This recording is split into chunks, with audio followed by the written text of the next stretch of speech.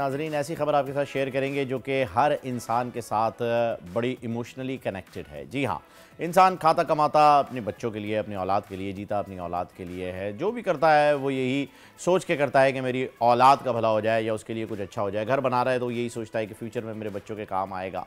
हर चीज़ बच्चों से रिलेटेड है, इसीलिए ये खबर भी बच्चों से रिलेटेड है। और ये कोई इतनी अच्छी खबर नहीं है, बड़ी अलार्मिंग सी सिचुएशन है जो कि हम आपके साथ शेयर करना अपना फ़र्ज समझते हैं और ज़रूरत वक्त भी समझते हैं कि बच्चों के साथ जिनसी ज़्यादती से मुताल्लिक हैरान कुन इंकशाफात हो रहे हैं। पंजाब सबसे ज़्यादा मुतासर सूबे में शुमार हो चुका है। 5 साल में अगर शरह निकाली जाए तो 53% से बढ़कर 74 यानी 53% से लेकर 74% पर जा पहुंची है, जबकि दूसरे नंबर पर सूबा सिंध और तीसरे नंबर पर KPK मौजूद है।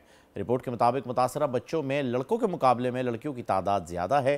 सूरत हाल बहुत ही अलार्मिंग है। आखिर बच्चों के बढ़ते अगवा और जिनसी ज़्यादती के वाक़यात की बड़ी वजूहात क्या है, जानेंगे समाजी रहनुमा और NGO रुको के सदर हमीद अलवानी साहब से, जो कि हमारे साथ यहाँ पर मौजूद है। अस्सलाम वालेकुम अलवानी साहब, वेलकम टू द शो। वालेकुम सलाम, थैंक यू वेरी मच। सबसे पहले तो मैं ये जानना चाहूँगा, ये जो आपने क्लेम किया है कि जी 2019 में 53% थी ये तादाद पंजाब की, अगर हम स्पेसिफिकली बात करें तो ओवरऑल बात हो जाएगी, फिर उससे रेशियो का हमें आइडिया हो जाएगा, और अब जो है वो 74% हो गई है। तो ये डाटा आपके पास आया कहाँ से? क्या ये सोर्स ऑथेंटिक है? और अगर ऑथेंटिक है तो इसकी ऑथेंटिसिटी पे जो है वो हम चाहेंगे कि आप थोड़ी सी रोशनी डालें कि किस तरीके से जो है वो इस चीज़ को एक्सेप्ट किया जा सकता है। क्या आपने मीडियम यूज़ किए, क्या हर्डल्स आई आपको डाटा कलेक्ट करने में? बहुत शुक्रिया।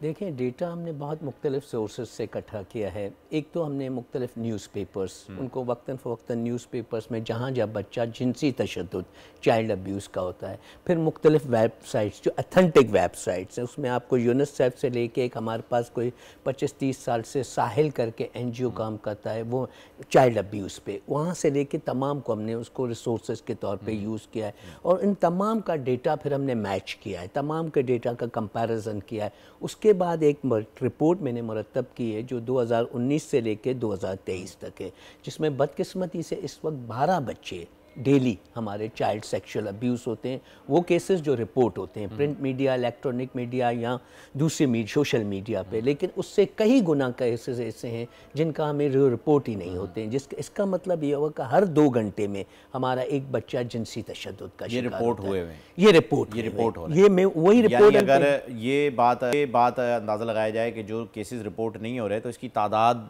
बढ़ सकती है, उससे कई गुना ज़्यादा। आप समझते हैं 10 टाइम्स ज़्यादा अंदाज़न उसकी। जब ये बहुत वल्नरेबल फिगर्स हैं और इसमें अवेयरनेस की बहुत ज़रूरत है। हमारे यहाँ बेसिक अवेयरनेस ही नहीं है, पेरेंटिंग का रोल वाज़े नहीं है, बच्चों को हमने कभी। मैं अलवानी साहब यहाँ पे थोड़ी आपको रोकूंगा। मैं ये जानना चाह रहा हूँ कि जैसे आपने डाटा कलेक्ट किया तो आपने अपनी रिसोर्सेज के बारे में बताया कि जी यहाँ से मैंने ये डाटा जो है वो कलेक्ट किया। अगर आपको क्लेम करता है या कोई चैलेंज करता है, लेट्स से कि सूबाई हुकूमत कहती है कि नहीं जी ये फैक्ट्स नहीं है, तो आप उन्हें प्रूव कर सकते हैं कि नहीं, आप फैक्चुअल डिस्कस कर रहे हैं, ये सारे डाटा जो है ऑथेंटिक है। ये बात तो हो गई एक तरफ।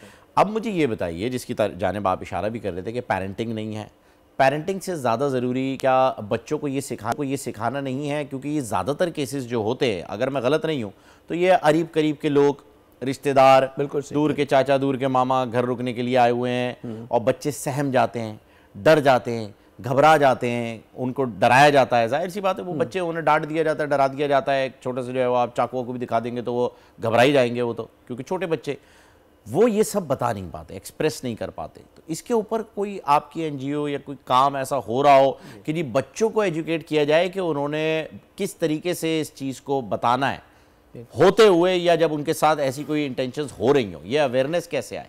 देखिए, इसके लिए हम बिल्कुल इस पे काम कर रहे हैं। सबसे पहले जैसे मैं खुद मुख्तलिफ़ जगहों पे, कराची के मुख्तलिफ़ इजलास में, ठट्टा में, सजावल में, टंडो मोहम्मद ख़ान में, हैदराबाद में, वहाँ जाके मुख्तलिफ़ जगहों पे इसको प्रेजेंटेशंस देता हूँ, अवेयरनेस क्रिएट करता हूँ। उसमें देखें एक बहुत बड़ा ट्रायंगल है। ट्रायंगल में एक वालिदैन है, एक टीचर है और एक बच्चा है। ये एक ट्रायंगल है जिसकी सरपरस्ती सरकार ने करनी है।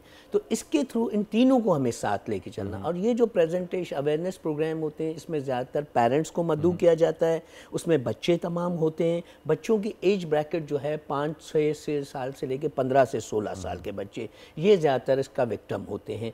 वो हैं असातिज़ा हैं। फिर जिस अजला में हमने ये किया है वहाँ पर कंसर्न पुलिस ऑफिसर, क्योंकि अनफॉर्चुनेटली पुलिस और दूसरी हमारी लॉ एंड इन्फोर्समेंट में भी ये इतना सेंसिटाइज सेंसिटाइज नहीं है जितना होना चाहिए। तो ये अवेयरनेस हम मुख्तलिफ तरीके से करते हैं। जहाँ तक आपने बात की कि बच्चे सहम जाते हैं, देखें हमारे यहाँ सबसे पहले जो पेरेंटिंग में मिस्टेक होती है ना, वो हम अपने बच्चे पे यकीन नहीं करते, एतमाद नहीं करते। अगर वो कुछ कहना भी चाहता है कि मैं इस चचा से, मामू से, कज़न से या पड़ोसी से या दुकानदार से या स्कूल के वैन ड्राइवर से या टीचर से कंफर्टेबल नहीं हूँ, तो हम सबसे पहले अपने बच्चे को शट अप कॉल देते हैं। तुम गलत कर रहे हो, तुम अंकल के लिए यूं कर रहे हो, तुम टीचर के लिए, तो वो उसकी आवाज़ वहीं दब जाती है। तो वो जो चीज़ें वो एक्सप्रेस करना है, तो पेरेंटिंग के लिए है कि वो ज़्यादा से ज़्यादा बच्चों से फ्रेंडली है। कम्युनिकेशन गैप हमें कम करना चाहिए। हम कम्युनिकेशन गैप हमारा बहुत है। दूसरा, हमारे बच्चा, हम गुड टच बैड टच के बारे में डिस्कस ही नहीं करते बच्चों से, बिल्कुल इसी चक्कर में कि भाई हम बताएं कैसे, एक्सप्रेस कैसे करें, हम बच्चियों को कैसे बताएं। अब आपको मैं बताऊं, मैं कई जगह प्रेजेंटेशन देने गया, मुझे एक सवाल बड़ा बहुत ही चुभा, जिसका बहुत फेस करना पड़ा। अक्सर लोग ये खड़े होकर कहते हैं कि जी आप गुड टच बैड टच की बात कर रहे हैं या सेंसिटिव या प्राइवेट बॉडी पार्ट्स की बात कर रहे हैं, आप बच्चों की मासूमियत ख़त्म कर रहे हैं। Exactly. आप ये देखें ना, मेंटल अप्रोच है, बजाय इसके कि वो बच्चा अब्यूज़ हो जाए।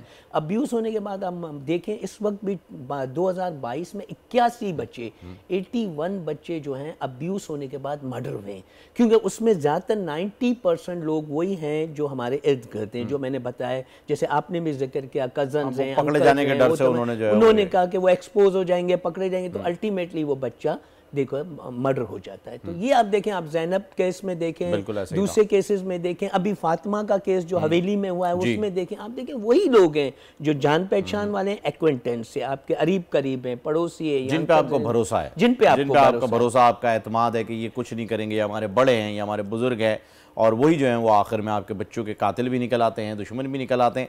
तो ये बड़ी अजीब सी आपने बात बताई कि लोग कह रहे हैं कि यार आप बच्चों की मासूमियत जो है वो ख़त्म कर रहे हैं।